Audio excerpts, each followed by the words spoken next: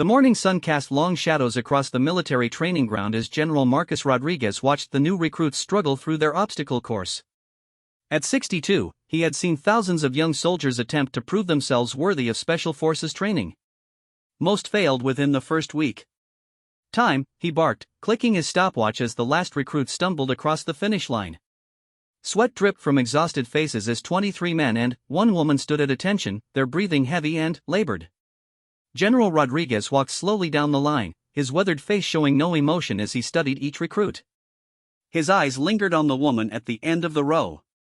Staff Sergeant Sarah Chen stood perfectly still, her dark hair pulled back in a regulation bun, her uniform soaked with perspiration but her posture unwavering. "Disappointing," the general said, his voice carrying across the training ground. "In real combat, the enemy doesn't wait for you to catch your breath. The enemy doesn't care if you're tired, hungry, or afraid." He stopped in front of a tall recruit named Johnson, who was still breathing heavily. "What's your excuse, soldier?" "No excuse, sir," Johnson replied, though his voice shook slightly. The general moved on to the next recruit, then the next, asking the same question and receiving similar responses. The morning sun grew hotter, and several recruits began to sway on their feet. When he reached Sarah Chen, the general paused longer than he had with the others. She was smaller than most of the men in her unit, standing at 5 feet 6 inches, but there was something in her eyes that caught his attention.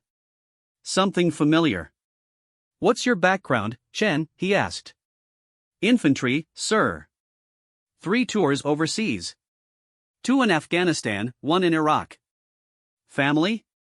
Sarah hesitated for just a moment. "My father served, sir. He was killed in action when I was 15.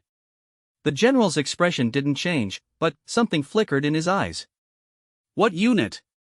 "SEAL Team 6, sir." A murmur went through the ranks of recruits. SEAL Team 6 was legendary, the most elite of the elite. The general raised his hand for silence. "Why are you here, Chen? You could have taken a desk job. Could have stayed safe." Sarah looked straight ahead, her voice steady. "Because someone has to do the hard things, sir. My father taught me that before he died." The general studied her for a long moment, then turned to address the entire group. "You think you know what hard means?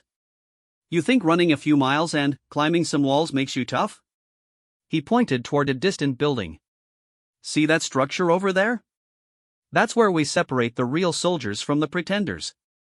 The building he indicated was a 3-story concrete structure with no windows, known among the troops as the box.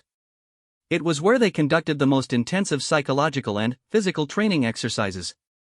Inside that building, you'll face scenarios that will test everything you think you know about courage, loyalty, and sacrifice. Some of you will break. Some of you will quit. And some of you, he paused, looking directly at Sarah, will discover what you're truly made of. As the recruits were dismissed for lunch, Sarah remained behind, studying the imposing structure in the distance. She had heard stories about the box from other soldiers. None of them were pleasant. Thinking of backing out, a voice said behind her. Sarah turned to see Sergeant Mike Torres, one of the training instructors.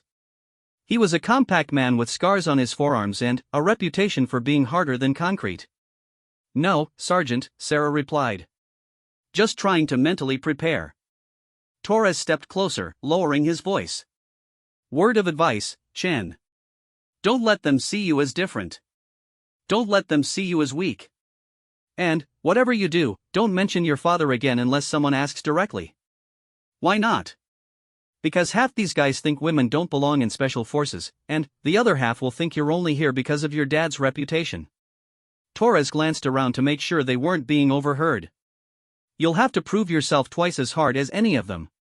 That afternoon, the recruits were led into the box for their first exercise.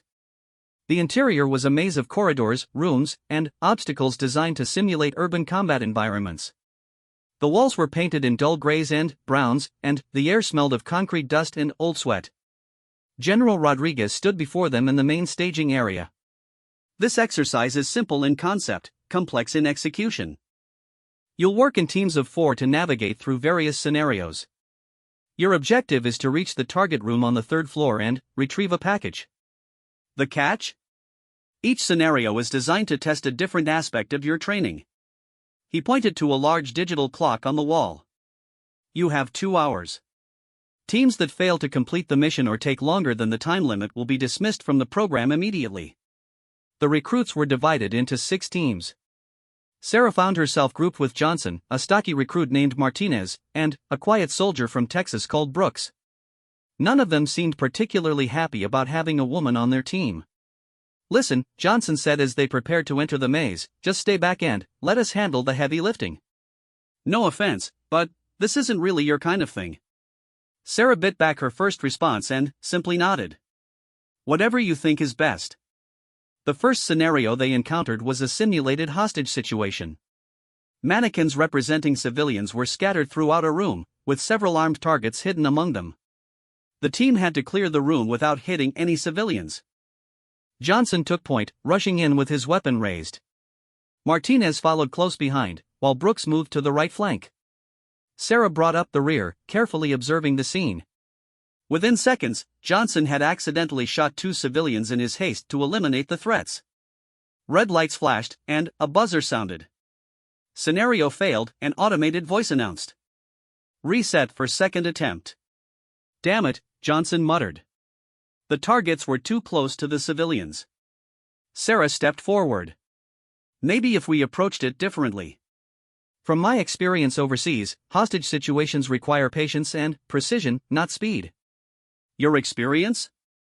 Martinez scoffed. What experience? Infantry doesn't deal with this kind of thing. Sarah bit her tongue again. Her infantry experience had actually included several urban combat scenarios exactly like this one, but she knew that arguing would only make things worse. On their second attempt, Johnson made the same mistake, hitting another civilian. Time was ticking away, and the team was growing frustrated. Let me try, Sarah said quietly. Johnson looked like he wanted to refuse, but they were running out of time. Fine. But make it quick.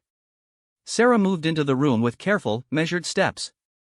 She had done this before, not in training but in real combat situations in Afghanistan where actual lives hung in the balance. She identified each threat methodically, taking precise shots that eliminated the targets without endangering the civilians. Scenario complete, the automated voice announced. The team moved on to the next challenge, a physical obstacle course that required teamwork to navigate. Here, Sarah's smaller size became an advantage as she could fit through spaces the larger men couldn't, and her endurance training proved superior to most of her teammates. As they progressed through the various scenarios, a pattern emerged. Johnson's initial leadership attempts were based on assumption and bravado rather than strategy. Martinez followed orders without question but lacked initiative. Brooks was competent but passive, rarely offering input even when he had valuable insights. Sarah found herself increasingly taking a supportive role, not by choice but because the team dynamic pushed her there. When she offered tactical suggestions, they were often dismissed or ignored.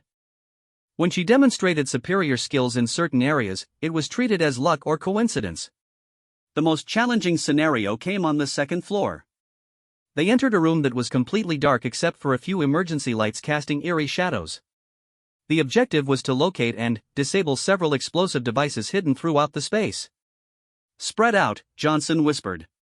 Look for anything that doesn't belong. The team scattered, feeling their way through the darkness. Sarah's fingers traced along walls and furniture, searching for the telltale signs of hidden devices. Her training in Afghanistan had included extensive bomb detection work, skills that proved invaluable now. She located the first device within minutes, a sophisticated replica hidden inside what appeared to be a laptop computer. As she carefully examined it, she realized that disabling it would require a specific sequence of actions. One wrong move, and the simulation would register an explosion, failing the entire team. I found one, she called out softly. Johnson appeared beside her, shining his flashlight on the device. Looks complicated. Maybe we should call for backup.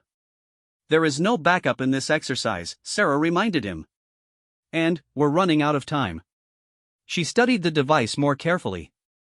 The wiring was complex, but not unlike real explosive devices she had encountered in the field. Her hands moved with practiced precision as she identified the correct sequence for disarmament. Are you sure about this? Martinez asked nervously. Sarah nodded, though she wasn't entirely certain they could see her in the dim light. I've done this before. When? Brooks asked skeptically. Afghanistan. IED detection and disposal was part of our regular duties. Sarah's fingers found the right wire. Everyone stepped back.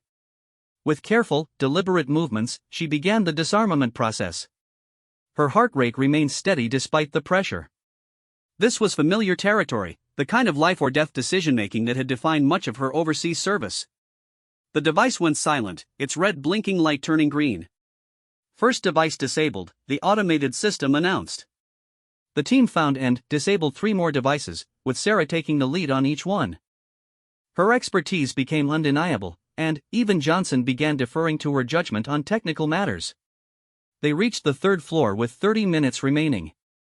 The final challenge was the most complex yet, a simulated command center where they had to retrieve encrypted intelligence while avoiding detection by multiple security systems. The room was filled with computer terminals, security cameras, and motion detectors. Red laser beams crisscrossed the space, creating a web of detection grids that would trigger alarms if broken.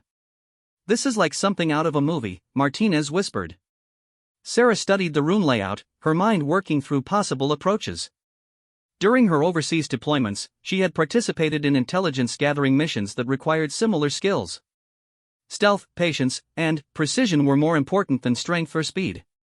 "There's a pattern to the security sweeps," she observed after several minutes of careful observation. "The cameras rotate every 45 seconds, and the motion detectors have blind spots near the corners." She traced a path through the room with her finger, showing the team how they could navigate between the detection zones. "It would require precise timing and coordination." "You want us to crawl through there like spiders?" Johnson asked doubtfully. "Unless you have a better idea," Sarah replied. "We have 22 minutes left."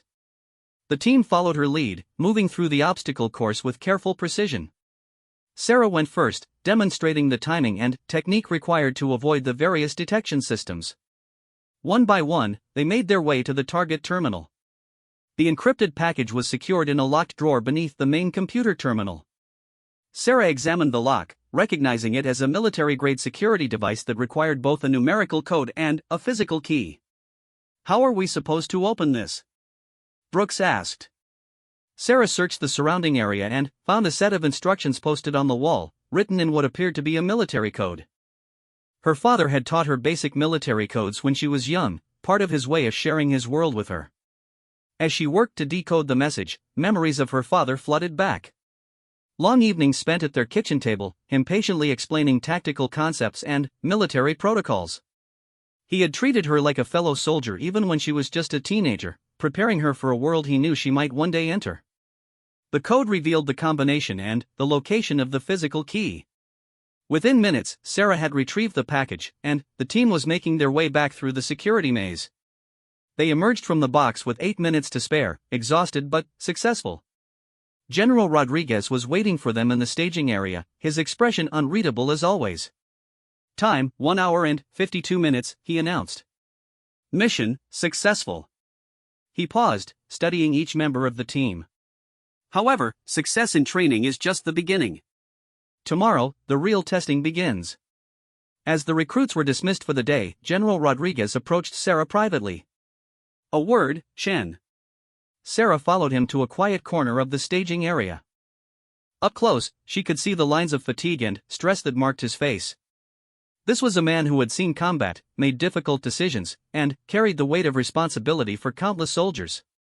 "Your performance today was noteworthy," he said. "Your teammates relied on your expertise more than they probably want to admit." "Thank you, sir." "Don't thank me yet." The general's voice grew serious. "What you demonstrated today was competence. But competence isn't enough for special forces. Tomorrow, we'll test your character. Your ability to make decisions when lives are on the line. Your willingness to sacrifice for the mission and for your team." He stepped closer, his voice dropping to almost a whisper. "Your father was one of the finest soldiers I ever served with. But you're not here because of him. You're here because you chose to be. Remember that when things get difficult." Sarah felt a chill run down her spine. "You knew my father?" "James Chen was my sergeant when I was a young lieutenant. He saved my life twice in Vietnam before you were even born. The general's eyes grew distant with memory. He taught me that true courage isn't the absence of fear. It's doing what needs to be done despite the fear. That evening, Sarah lay in her bunk thinking about her father's legacy and the path that had led her here. Around her, the other recruits were sleeping or quietly preparing for the next day's challenges. Several had already packed their bags, convinced they wouldn't make it through another day of training. She thought about the conversation with General Rodriguez, about his connection to her father, and about the weight of expectations that seemed to follow her everywhere she went. Tomorrow would bring new tests, new challenges, and new opportunities to prove herself. But, tonight, for just a few moments, she allowed herself to remember the man who had inspired her journey. Her father had died serving his country, protecting teammates who had become like family to him. He had taught her that some things were worth fighting for, worth sacrificing for, worth dying for. As sleep finally came, Sarah's last conscious thought was a promise to herself and to her father's memory. Whatever tomorrow brought, she would face it with the same courage and determination that had defined his service. She would prove that she belonged here not because of who her father was, but because of who she had chosen to become. Dawn came too early at the training facility. Sarah woke before the alarm, her internal clock still adjusted to combat schedules from her overseas deployments. Around her, the barracks buzzed with nervous energy as recruits prepared for their second day of testing. 3 recruits had quit during the night, their bunks now empty and their gear gone. The psychological pressure was already taking its toll, just as the instructors had planned. Special Forces training wasn't just about physical capability, it was about mental resilience under extreme stress. "Shun!" Sergeant Torres called out as the recruits assembled for morning formation. "General Rodriguez wants to see you in his office before breakfast." Sarah felt the eyes of her fellow recruits on her as she followed Torres across the compound. Whispers followed in her wake. Some speculated that she was in trouble. Others wondered if she was receiving special treatment because of her father's reputation. The general's office was spartanly decorated with military commendations, unit photos, and a single picture of a much younger Rodriguez standing with a group of soldiers in Vietnam-era uniforms. Sarah recognized her father immediately, standing to the right of the young lieutenant who would become General Rodriguez. "Sit down, Chen," the general said without looking up from the papers on his desk. "I have something to show you." He slid a thick manila folder across the desk. Sarah opened it to find her father's complete military record, including commendations, mission reports, and personal evaluations. She had never seen most of these documents before. "Your father never told you about Operation Golden Arrow, did he?" the general asked. Sarah shook her head, scanning through the papers until she found references to the operation. The mission details were heavily redacted, but she could make out dates from 1987 and location references to an undisclosed overseas facility. It was classified for 30 years. The file was declassified just last month. General Rodriguez leaned back in his chair. "Your father and I were part of a joint operation to extract a captured CIA operative from a terrorist compound. The mission was deemed impossible by conventional forces." He pointed to a specific page in the file. "We had 48 hours to plan and execute. The compound was heavily fortified, surrounded by hostile territory, and our intelligence was limited. Most of the command staff wanted to abort the mission." Sarah read through the mission summary, her father's role becoming clearer with each paragraph. He had volunteered to infiltrate the compound alone, posing as a defecting American soldier seeking to join the terrorist organization. The plan was insane, the general continued. James would have to convince hardened terrorists that he was genuine while secretly gathering intelligence about the facility layout and guard rotations. One mistake, one moment of suspicion, and he would have been tortured and killed. "What happened?" Sarah asked, though she suspected she knew the outcome given that her father had survived to return home and start a family. "He pulled it off. Spent 72 hours inside that compound, convinced them he was a genuine defector, and gathered enough intelligence for us to plan a successful extraction. When we finally went in, James was ready with precise timing and perfect coordination." The general stood and walked to the window overlooking the training ground. "But that's not why I'm telling you this story. During the extraction, we ran into complications. The terrorist leader suspected something was wrong and ordered the execution of all prisoners, including our CIA operative." Sarah waited, sensing there was more to the story. James had a choice. He could maintain his cover and watch an innocent man die, or he could blow his cover to save a life. He chose to act. The general's voice grew quiet. He broke character, attacked the guards, and gave us the opening we needed to complete the mission. But, in doing so, he exposed himself to enemy fire. Was he wounded? Sarah asked. Shot 3 times. Should have died from his injuries, but he kept fighting until every team member was safe and the mission was complete. The general turned back to face her. Your father earned the Navy Cross for that operation. But, more importantly, he demonstrated the kind of courage and selflessness that defines true Special Forces operatives. Sarah stared at the commendation in the file, feeling a mix of pride and sadness. Her father had never spoken about his decorations or his heroic actions. To her, he had simply been a loving father who told bedtime stories and helped with homework. Why are you telling me this now? She asked. Because today's exercise will test the same qualities your father demonstrated in that compound. The willingness to sacrifice for others. The ability to make split-second decisions under extreme pressure. The courage to do what's right even when it costs you everything. The general sat back down, his expression becoming more serious. Some people think you're here because of your father's reputation. I know you're here because you have his character. Today, you'll have the chance to prove that to everyone else. Breakfast was a tense affair. Word had spread about the difficulty of the previous day's exercises, and several more recruits looked ready to quit. The remaining 18 soldiers ate in relative silence, each lost in their own thoughts about what lay ahead. Sarah sat with her team from the previous day, though the dynamic had shifted noticeably. Johnson was less dismissive of her input, and both Martinez and Brooks seemed more willing to listen to her tactical suggestions. Any idea what they have planned for us today? Brooks asked quietly. Something worse than yesterday, Martinez replied grimly. I heard one of the instructors mention live ammunition exercises. Sarah had experience with live fire training from her infantry service, but she knew that Special Forces exercises pushed far beyond standard military protocols. The margin for error would be razor-thin, and the consequences of mistakes could be severe. After breakfast, the recruits were transported by truck to a different part of the training facility. The landscape here was more rugged, with rocky hills, dense vegetation, and man-made structures designed to simulate various combat environments.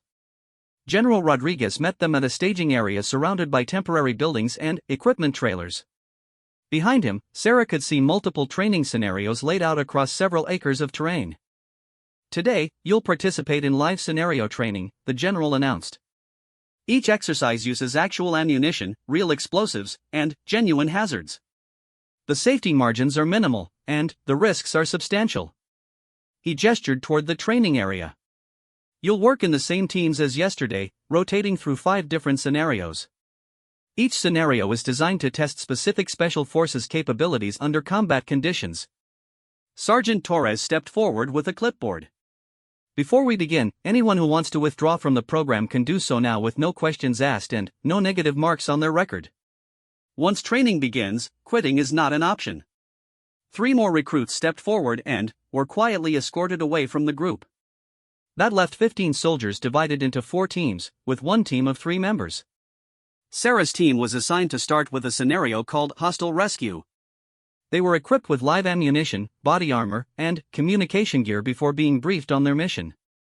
Intelligence reports indicate that 2 Allied personnel are being held captive in a fortified position, the instructor explained, pointing to a concrete bunker about 200 meters away. Your mission is to extract the hostages without casualties. Enemy forces are present and will engage with live ammunition. Sarah felt her pulse quicken. Live ammunition meant real danger, real consequences for mistakes. This was as close to actual combat as training could get without deploying to a war zone. The enemy forces are played by experienced instructors using simulated weapons that fire paint rounds, the instructor continued. Your weapons fire rubber bullets designed to simulate real ammunition. If you're hit by enemy fire, you're considered wounded and must act accordingly. The team was given 15 minutes to study the target area and plan their approach.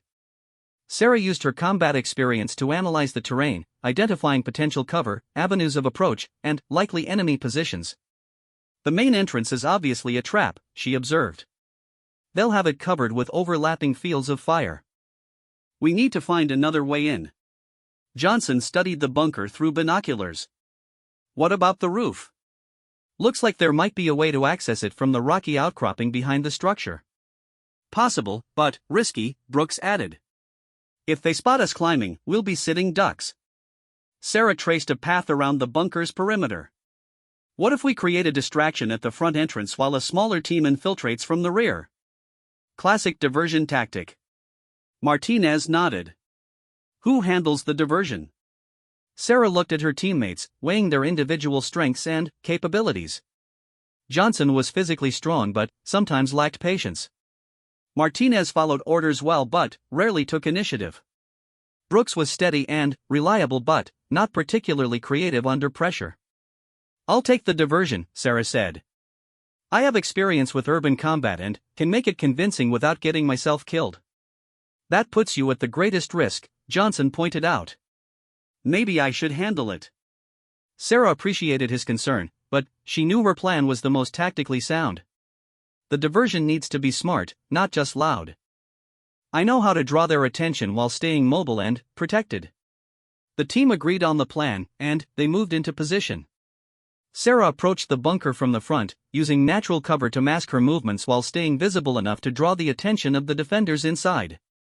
When she was about 50 meters from the main entrance, she began her diversion.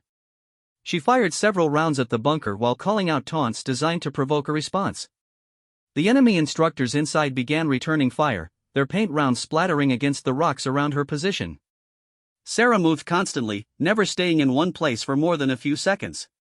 Her overseas experience had taught her that mobility was life in urban combat situations. Static targets were dead targets. While she kept the defenders occupied, Johnson, Martinez, and Brooks moved around to the rear of the bunker. They climbed the rocky outcropping and accessed the roof, then rappelled down to a rear entrance that was lightly guarded. The plan worked perfectly until an unexpected complication arose. One of the enemy instructors broke from his assigned position and flanked around to Sarah's side, putting her in serious danger from multiple angles. Sarah found herself pinned down behind a small boulder with paint rounds hitting the ground all around her. Her communication radio crackled with urgent voices from her teammates, who could see her predicament but were still engaged in their own part of the mission. Chen, you need to move. Johnson's voice came through the radio. They're trying to surround your position. Sarah assessed her situation quickly. She had limited ammunition, minimal cover, and enemy forces closing in from two directions. In a real combat scenario, this would be the moment where soldiers made the choice between survival and mission success. She could retreat to safety, abandon her diversionary role, and regroup with her team. It would be the smart, safe choice. But it would also compromise the mission and potentially endanger the simulated hostages her teammates were trying to rescue. Or she could hold her position, continue the diversion, and trust her team to complete their part of the mission before her situation became untenable. Sarah chose to stay. She shifted to a more defensive position behind the boulder and continued engaging the enemy forces, keeping their attention focused on her while her teammates worked to complete the rescue. The next few minutes felt like hours. Paint rounds continued to impact around her position, coming closer with each volley. Her ammunition was running low, and she could hear enemy instructors coordinating their movements to flank her position completely. Then, Johnson's voice crackled through the radio, package secured. All hostages are safe. Chen, get out of there now. Sarah didn't need to be told twice. She executed a tactical withdrawal, using smoke grenades to mask her movement while retreating to the rally point where her team was waiting with the rescued hostages. Excellent work, the scenario instructor announced as they reached safety. Mission accomplished with no casualties and minimal time delay. As they walked back to the staging area, Johnson caught up with Sarah. That was some serious courage back there. You could have been seriously hurt if those instructors had been using real ammunition. That's the point, Sarah replied. In real combat, we won't have the luxury of paint rounds and safety protocols. We have to be willing to take risks for the mission and for each other. The second scenario was even more challenging. Called Demolition Under Fire, it required the team to plant explosive charges on a series of targets while under constant harassment from enemy forces. Sarah's expertise with explosive devices, gained during her infantry service in Afghanistan, proved invaluable once again. She was able to identify the optimal placement for maximum effectiveness while working under the pressure of incoming fire. But it was the third scenario that tested her resolve most severely. Called Ethical Dilemma, it placed the team in a situation where they had to choose between completing their assigned mission and protecting innocent civilians. The scenario involved infiltrating a terrorist compound to retrieve stolen intelligence. But, once inside, they discovered that the compound also housed several families who were being held as human shields by the terrorists. "We have our orders," Johnson said during their planning phase. "Retrieve the intelligence and extract." Nothing was said about civilians. Nothing was said about leaving innocent people to die either, Sarah countered. "We can't just ignore them." Martinez looked uncomfortable. "But, if we try to rescue civilians, it compromises our primary mission. Command expects us to prioritize the intelligence." Sarah found herself in an impossible position. Military protocol emphasized mission completion above all other considerations. But, her father had taught her that some things were more important than following orders blindly. "What would you do in real life?" she asked her teammates. "If those were real families with real children, could you walk away and leave them to be killed?" Brooks shook his head. "In real life, we'd call for backup. Get support from higher command levels." "In real life, there isn't always time for backup," Sarah replied. "Sometimes you have to make the hard choice with incomplete information and live with the consequences." The team ultimately decided to attempt both objectives, retrieve the intelligence and rescue the civilians. It was a decision that required perfect coordination and split-second timing. Sarah volunteered to handle the civilian evacuation while her teammates focused on the primary mission. She managed to guide the families to safety while Johnson's group secured the intelligence, but the dual mission took longer than planned and resulted in several team members being tagged as wounded by enemy fire. After the exercise, the instructor gathered them for debriefing. In a real combat situation, your choice to expand the mission parameters might have resulted in casualties. But it also demonstrated moral courage and adaptability under pressure. The instructor paused, studying each team member. Special Forces operatives are often required to make decisions that go beyond their original orders. The ability to think critically about right and wrong, even under extreme pressure, is just as important as tactical proficiency. The fourth scenario tested their endurance and determination. Called Survival Evasion, it simulated being trapped behind enemy lines with limited resources and hostile forces actively hunting for them. The team was dropped in a remote area of the training facility with minimal equipment and told to evade capture for 6 hours while making their way to an extraction point 5 miles away. Enemy search teams with tracking dogs were actively pursuing them. Sarah's knowledge of fieldcraft, gained during long patrols in Afghanistan, became crucial to their survival. She knew how to mask their scent from the tracking dogs, how to move through terrain without leaving obvious signs, and how to find water and shelter in hostile environments. But the psychological pressure was intense. The search teams were relentless, and several times the team came within meters of being discovered. The stress of constant vigilance while moving through difficult terrain tested everyone's mental and physical limits. During one particularly close call, when enemy searchers were within 50 meters of their hiding position, Sarah made a crucial decision. She created a false trail leading away from their actual location, sacrificing her own safety to misdirect the pursuers away from her teammates. The deception worked, but it separated her from the team and forced her to continue the evasion exercise alone. For the final 2 hours of the scenario, she navigated through hostile territory by herself, relying entirely on her training and experience to avoid capture. When she finally reached the extraction point, she found her teammates already there, waiting anxiously for her arrival. They had made it to safety an hour earlier but had refused to call for extraction until they knew she was safe. "We don't leave anyone behind," Johnson said simply when she asked why they had waited. "That's what you taught us yesterday." The final scenario of the day was the most emotionally challenging. Called Ultimate Sacrifice, it presented each team member with a choice between personal safety and mission success.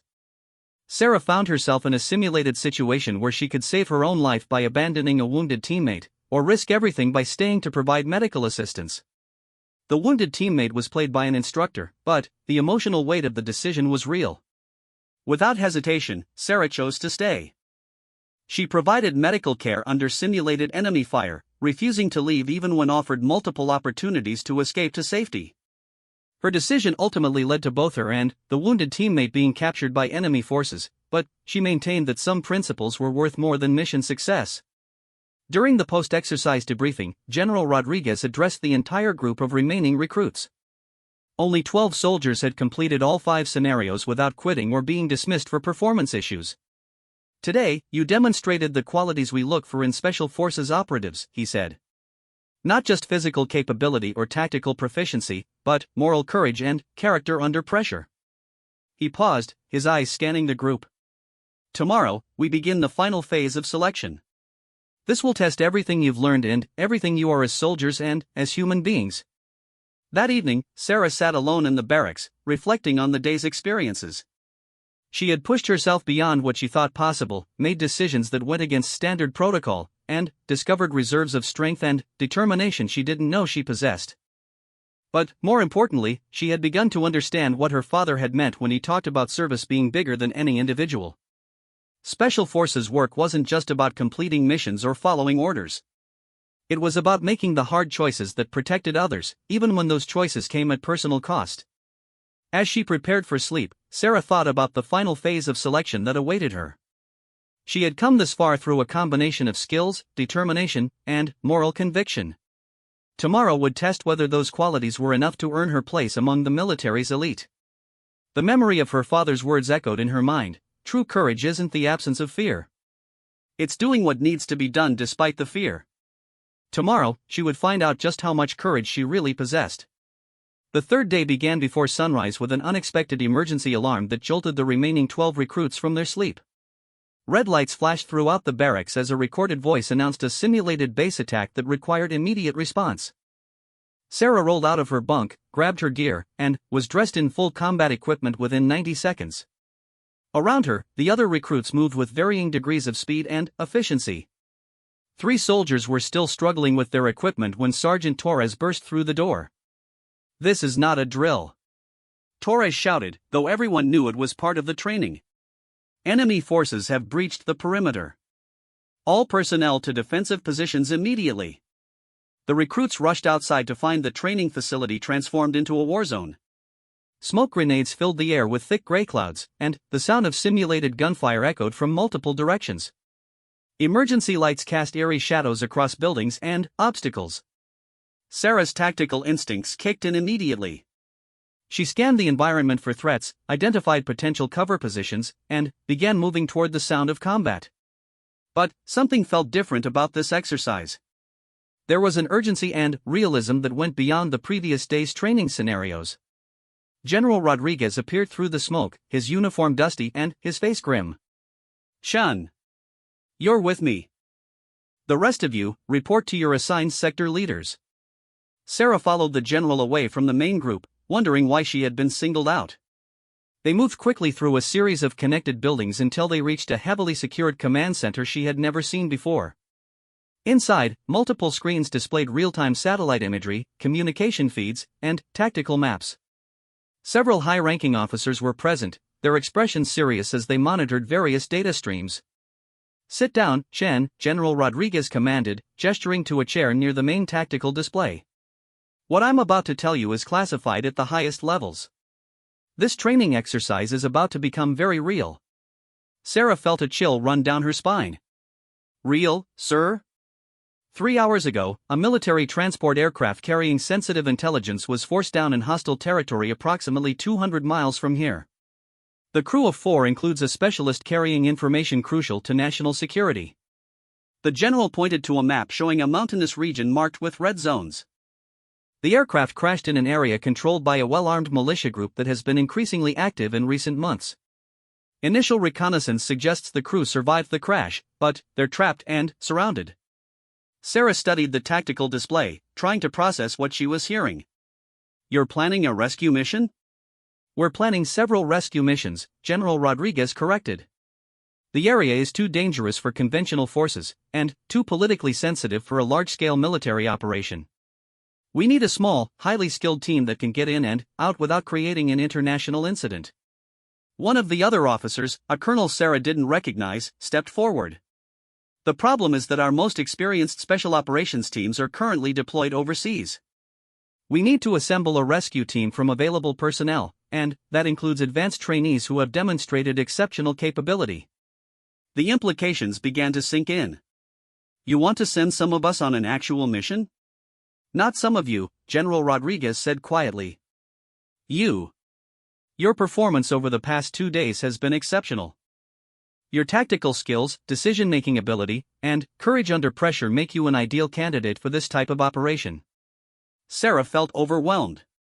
Sir, with all due respect, I'm still in training. I haven't completed the selection process. Special circumstances require special decisions, the colonel replied. This mission needs someone with your specific skill set, explosive ordnance experience, urban combat training, and the ability to think critically under extreme pressure. General Rodriguez activated a large screen showing detailed satellite imagery of the crash site. The downed aircraft is located in a heavily forested valley surrounded by rocky terrain.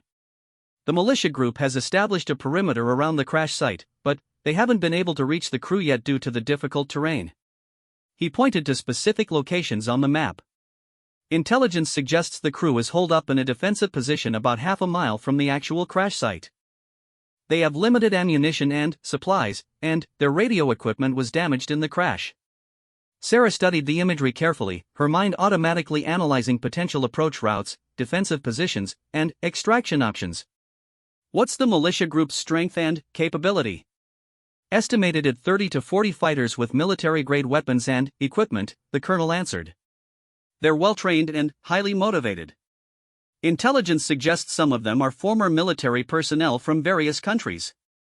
General Rodriguez pulled up additional screens showing equipment and personnel assignments. You'll be part of a 4-person team led by Captain Martinez, a SEAL team operator with 15 years of experience. The other 2 team members are Sergeant Williams, a Special Forces medic, and Staff Sergeant Thompson, a communications specialist. Sarah looked at the photos of her potential teammates. All 3 were obviously experienced operators with extensive combat records. The idea of working alongside such elite personnel was both exciting and terrifying. Why me? She asked. Surely you have more experienced personnel available. Experience matters, but so does capability, General Rodriguez replied. Your performance in explosive ordnance scenarios has been exceptional.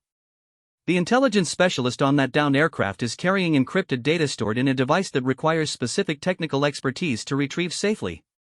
He handed her a classified briefing folder. The device is equipped with tamper-proof mechanisms that will destroy the data if handled incorrectly. We need someone who can disable those mechanisms and extract the intelligence without triggering the self-destruct sequence. Sarah opened the folder and reviewed the technical specifications.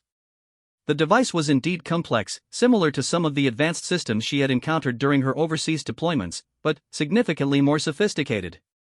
I've worked with similar systems, she admitted, but nothing quite this advanced.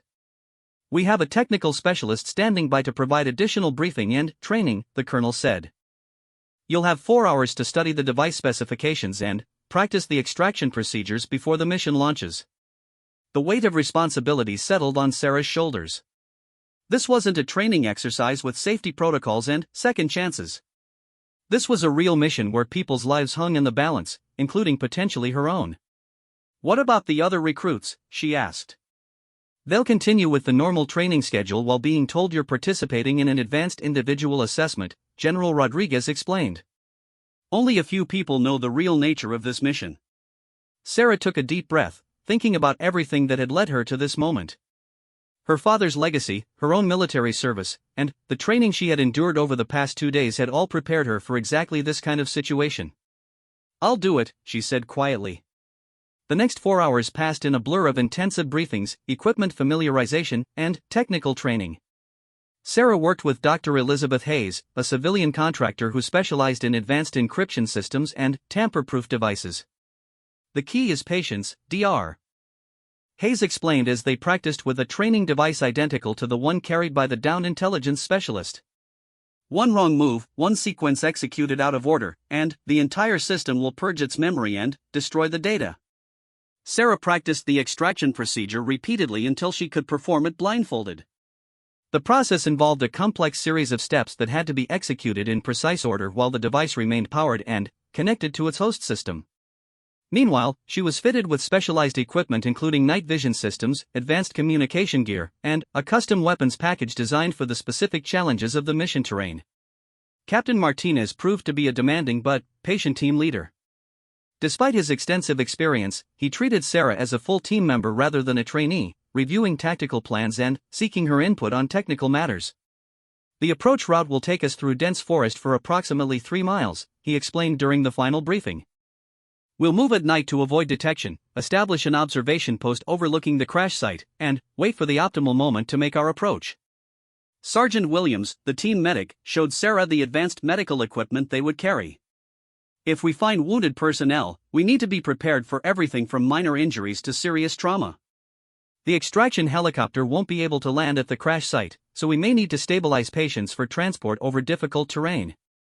Staff Sergeant Thompson briefed her on the communication protocols that would keep them connected to headquarters throughout the mission. Radio silence will be critical during the approach phase, but once we make contact with the down crew, we'll need to coordinate with extraction assets and provide real-time intelligence updates. As evening approached, Sarah found herself in the final preparation phase. She checked and rechecked her equipment, reviewed the mission timeline, and mentally rehearsed each step of the operation. General Rodriguez approached her as she made final adjustments to her gear. Second thoughts? No, sir, Sarah replied, though she felt the familiar butterflies of pre-mission anxiety. Just making sure I'm ready. Your father felt the same way before every mission, the general said quietly. He told me once that the nerves meant he cared enough to do the job right. Sarah looked up from her equipment. Did he ever have doubts? About whether he was capable of handling the responsibility? General Rodriguez smiled slightly. Every good soldier has doubts. It's the ones who are absolutely certain they can handle anything who usually get themselves and their teammates killed. The general's expression grew more serious. But I've seen you handle pressure, make difficult decisions, and put the mission ahead of personal safety. You have the same instincts and character that made your father exceptional. At 2,200 hours, the team assembled at the helicopter landing pad for final equipment checks. The aircraft was a specially modified military transport designed for covert operations, painted in dark colors and equipped with sound dampening technology. Sarah felt a mixture of excitement and apprehension as they loaded their gear and prepared for departure. This was the moment she had been training for throughout her military career, the opportunity to prove herself in a real-world situation where her skills and courage would be tested to their limits. Captain Martinez gathered the team for a final briefing before takeoff. Remember, this is a rescue mission, not a combat operation. Our primary objective is to locate and extract the down crew with minimal engagement. We fight only if necessary to complete the mission. He looked at each team member individually. Intelligence suggests the militia group is still searching for the crash site, which gives us a small window of opportunity. But that window is closing rapidly, and we need to be prepared for the possibility that they'll locate the crew before we do. The helicopter lifted off into the darkness, carrying them toward their first real mission together. Sarah watched the lights of the training facility disappear below as they headed into hostile territory. During the flight, she reviewed the mission parameters one more time. They would be inserted at a landing zone approximately 5 miles from the crash site and would have to navigate through difficult terrain while avoiding enemy patrols. The extraction helicopter would return to pick them up at dawn, giving them roughly 6 hours to locate the crew, extract the intelligence, and reach the pickup point. As they approached the insertion point, Sarah felt her training take over.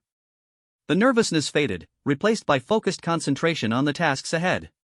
She checked her weapons, confirmed her communication equipment was functioning properly, and reviewed the technical procedures for extracting the encrypted data. 2 minutes to insertion, the pilot announced over the intercom.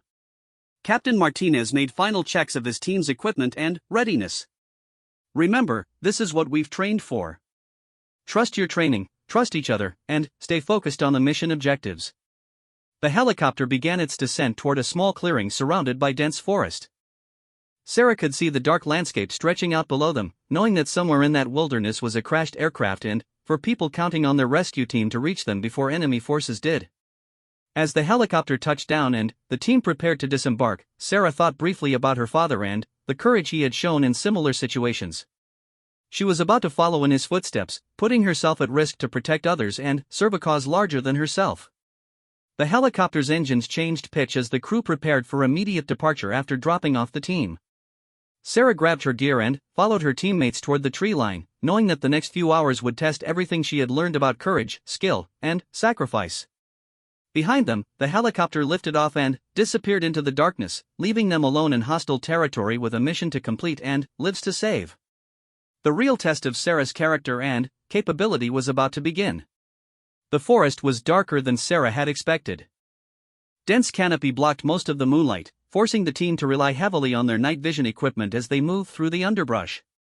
Every step had to be calculated to avoid making noise that might alert enemy patrols to their presence. Captain Martinez led the way, following a route he had memorized from satellite imagery. Behind him, Sarah maintained perfect interval distance, her senses heightened by the knowledge that this was no longer training. Every sound, every movement in the darkness could indicate either wildlife or armed militia members searching for the same target they were pursuing. After 2 hours of careful movement through increasingly difficult terrain, the team reached their first checkpoint.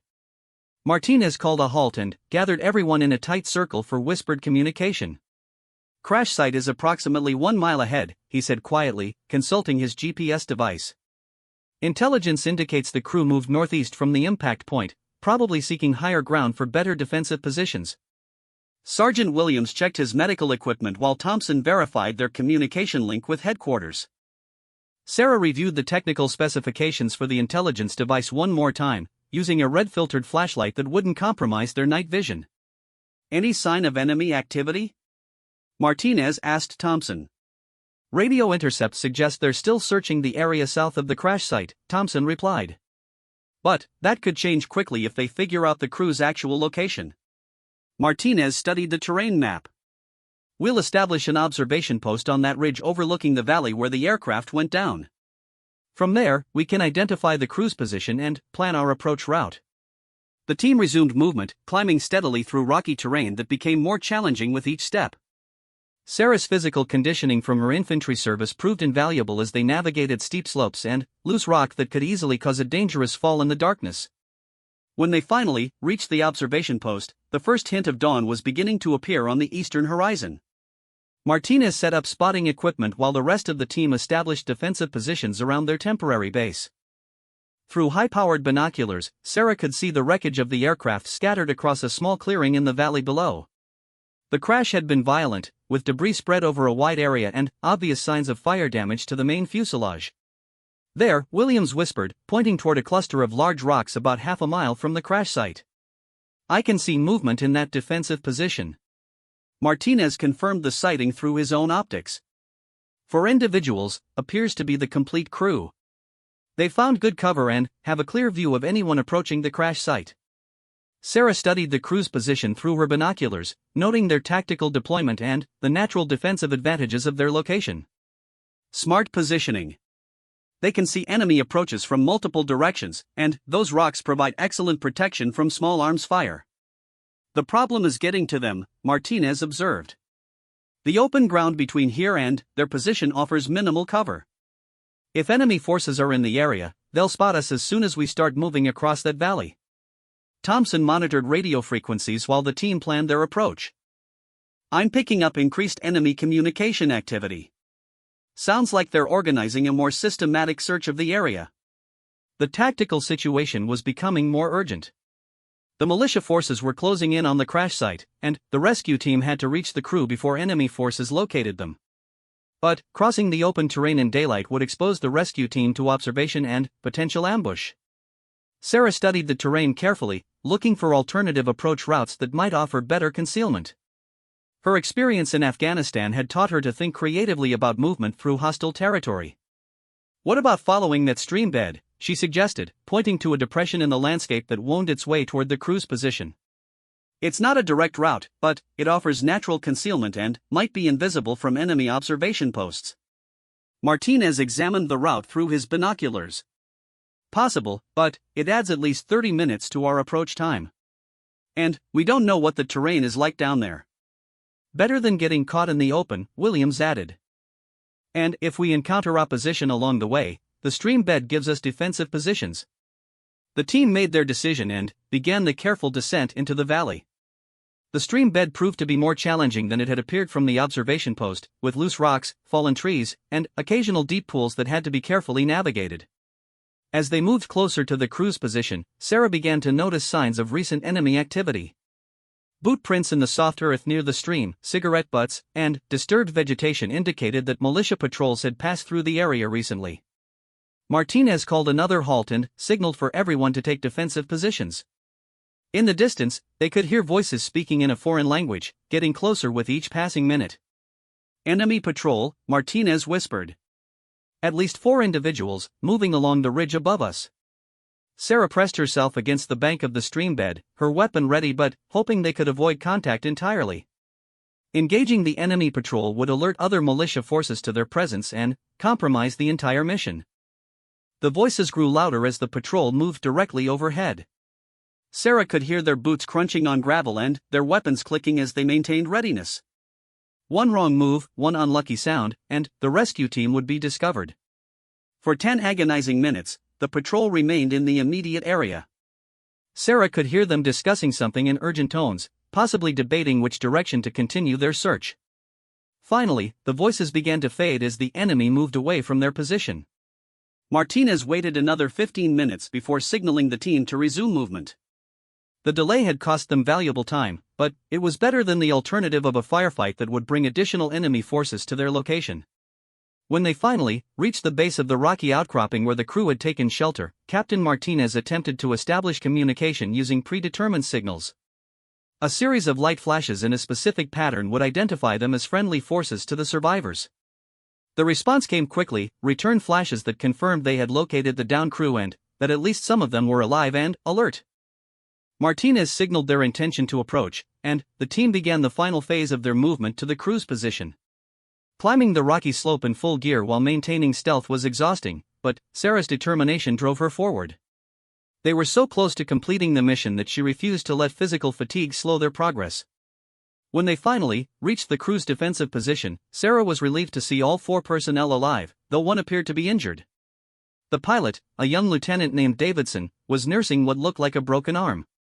The intelligence specialist, Captain Roberts, was clutching a reinforced briefcase that undoubtedly contained the encrypted device they needed to recover. "Are we glad to see you?" Roberts whispered as the rescue team took positions around the defensive perimeter. "We've been hearing enemy patrols getting closer all night." Martinez quickly assessed the tactical situation while Williams examined the injured pilot. "Can you move?" he asked Davidson. "I can walk, but climbing might be a problem with this arm," Davidson replied through gritted teeth. Sarah approached Captain Roberts and the briefcase. "I need to examine the intelligence device to ensure it hasn't been damaged in the crash." Roberts opened the case to reveal a sophisticated electronic device about the size of a laptop computer. Sarah could see immediately that the exterior casing showed signs of impact damage, though the internal systems appeared to be intact.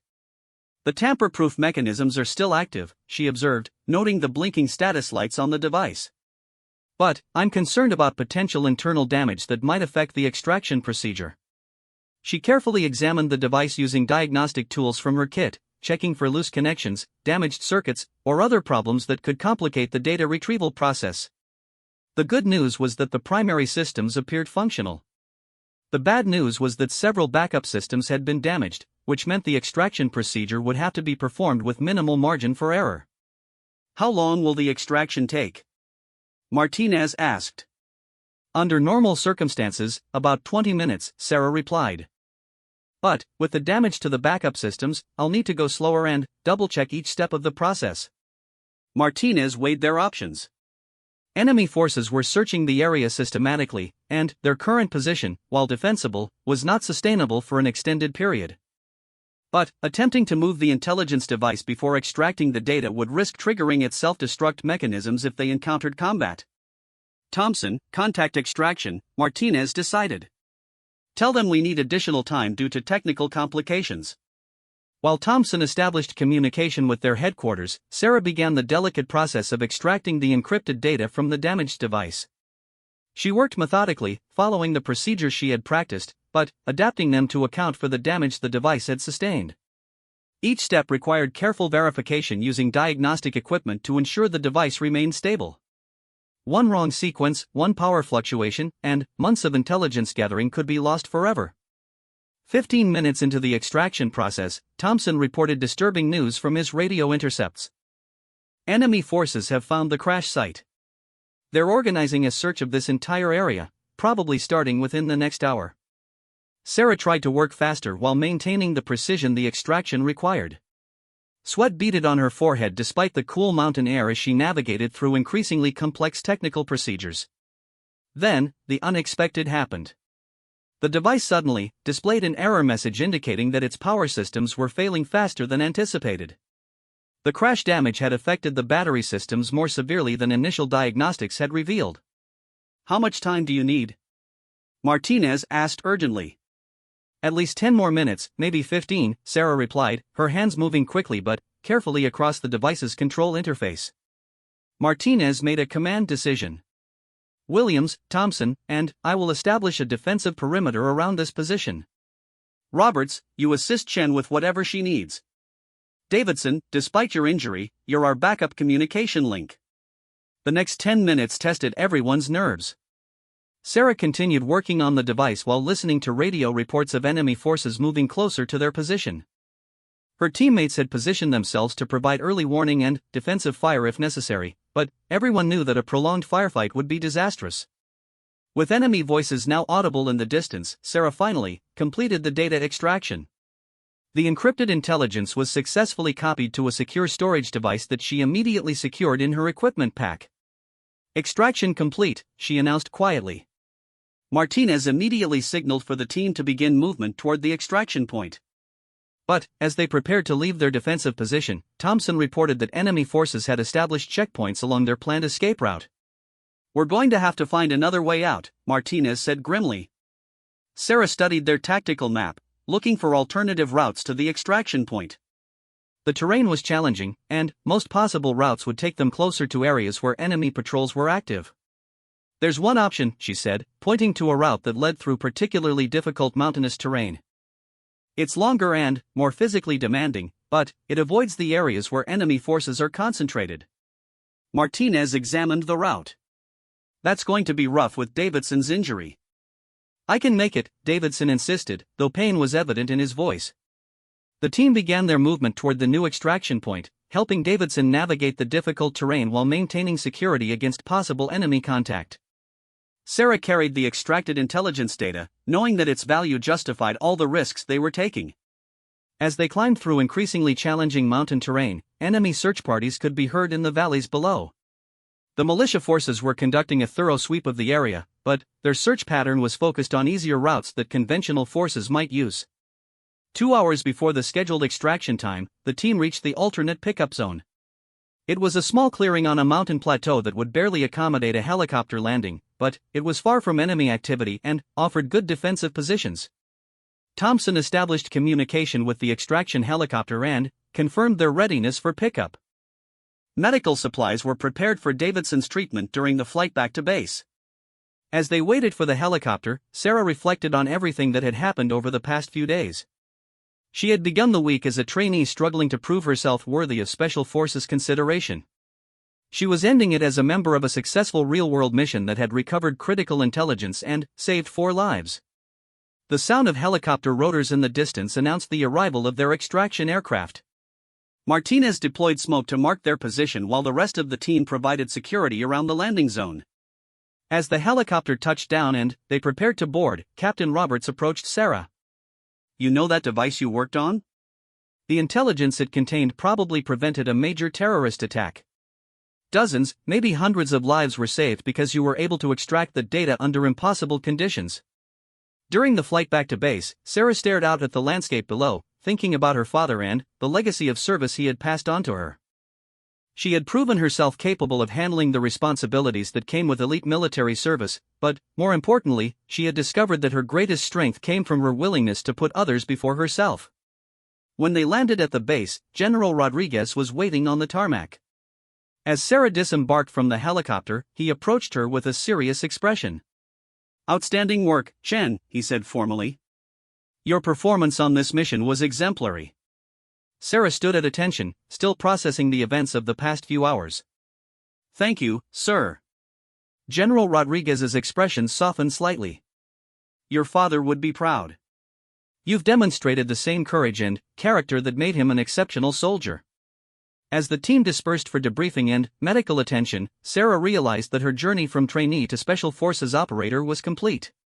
She had earned her place among the military's elite not because of her father's reputation, but because of her own skills, determination, and moral courage. Later that evening, as she prepared her after-action report, Sarah reflected on the lessons she had learned about leadership, sacrifice, and service. She had discovered that true strength came not from physical capability alone, but from the willingness to put the mission and her teammates before her own safety. The signal her father had taught her about courage under pressure had guided her through every challenge she faced. She had proven herself worthy of the trust placed in her, and she was ready for whatever missions lay ahead. General Rodriguez found her in the briefing room, writing her report. Chen, there's something else I need to tell you. Sarah looked up from her paperwork. The selection committee has completed their evaluation. You've been accepted for advanced special operations training. He paused, studying her face. Congratulations. You've earned it. Sarah felt a surge of pride and accomplishment, but also a deep sense of responsibility. She had achieved her goal, but she understood that this was just the beginning of a career devoted to serving others and protecting those who couldn't protect themselves. Only SEALs use that signal, General Rodriguez said quietly, referring to a hand gesture of respect and recognition that Sarah's father had taught her years earlier.